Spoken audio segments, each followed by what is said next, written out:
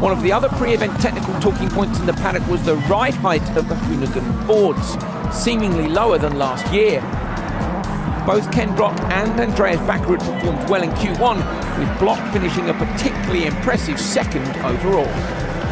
You know, in the off-season, we're able to figure out exactly what settings we wanted and had for all these different conditions. So when it started raining, we adjusted for it. I adjusted mentally for it, and the testing and everything we did worked. Last year was really frustrating. The car just did not work for me, and I've never had a more frustrating season. So it's good to have it all figured out now and be back on top.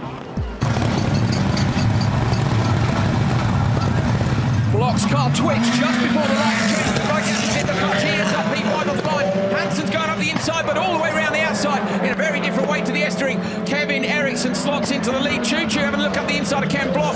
Block shuts the door, and they're all in a train down into turn 2. No fresh air behind him. Why?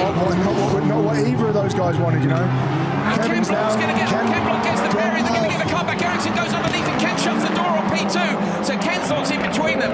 Liam, we spoke about the old Ken Block. Has a look up the inside. He pushes Eriksson. Eriksson's hard on the gas. Holds on to it with a massive handful of opposite lock. The front right Ken Block's car is destroyed. Kevin Hansen's right up behind him. He might get a reprimand for that, but great save from Kevin Eriksson. He's got to hold on now until the end of this lap. There's a bit of tyre smoke coming from the rear corner. Wow! Kevin really is a king of sideways, you know. Yes. Seeing what he does, and he's the man. If he can hold on to it, he's the one who's going to do it. So great action here, though. Target time 3:14.2. Sebastian Loeb, the leader at the minute. That tyre will hold on because there's just a couple of corners to go. Over the jump comes Kevin Eriksson. Ken Block's right behind him. Hansen, I think, made a mistake by jokering with him. Either way, these guys come round. What's the time going to be? Lights the tyres up over the finish line.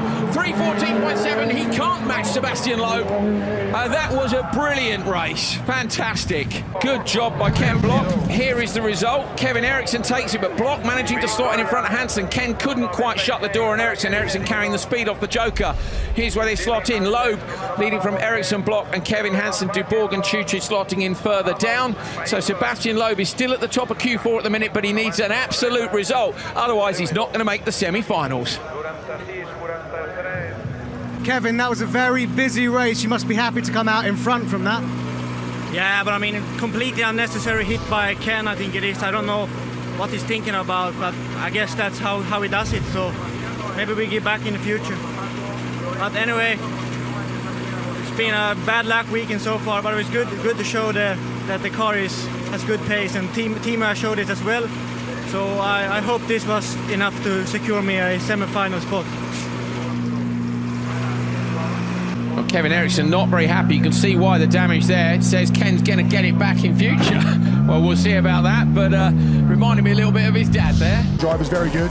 This is the incident where obviously Ken, big hit, but you know, Ken's under pressure to get some good results. So good finish. Difference come the semi-finals and the finals. Is Ekstrom going to release himself to the Joker? I don't think he wanted to do that, but he's committed to it. He didn't want to do that at all. Yeah. Andreas. Solberg's come out in front. Solberg's going in front. Backward goes round the outside. Backward gets back in front of him. Solberg slots into P2. Ekstrom's going to have a look up the outside. Solberg goes late on the brake to the inside, and Ekstrom has to give it. And that's a disaster for Ekstrom. It's a disaster for Ekstrom, but absolutely great call by Misery for Andreas to get into the joke that Petter was catching all the time. So Misery, must point out, is Liam's nickname for Andreas Backerud spot, and those guys have been friends since they were kids, and it was a brilliant decision by Dave Mansfield to get Backerud in. Backerud comes around, takes the line, and with it, he takes Q4, 3:10.5 for Backerud, 0.6 of a second faster than Johan Kristoffersson. Backerud wins Q4, brilliant drive. Backerud takes it with a 3:10.5. Petter Solberg. Not quite so happy. Kevin Eriksson, first of all, real shame that you're just out of the semi-finals at the moment. Talk us through what happened in Q4. Well, I mean, I had a really good run, and then Ken Block gave me a very unnecessary push, and I lost, a lot of the push, plus that my whole car were broken, the whole wheel were 10 centimeters pushed in. So it was just pure luck that I could finish. They don't do anything for him. They don't give any penalties, everything. They don't even look at my video when they do the decision. And now they say I can't do a protest. So it's a little bit for me, they try to save their biggest stars. But you must understand, I mean, sometimes they judge something as a racing incident and sometimes they have a different opinion.